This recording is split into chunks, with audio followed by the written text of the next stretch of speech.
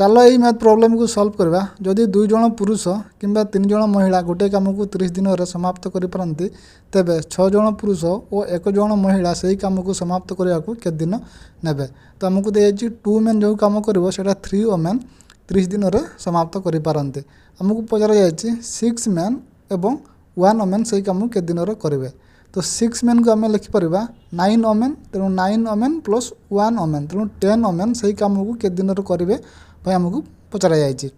तो जेहेतु आम ये देखुचे 30टा आमर 10 हो जाऊँगी ये 30 10 हो जाऊँ तेणु आमर माने 1/3 होउछि तेणु आम 3टा आम 3 टाइम करदे तेणु 9।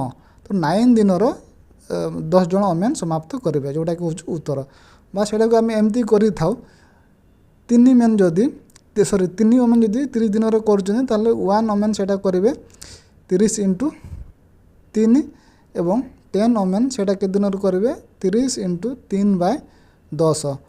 तो 0 0 कटो तेणु 3 × 3 तो यहीटा आम से डायरेक्टली कलु 3 टाइम तेणु 9 उत्तर बाहरी थिला।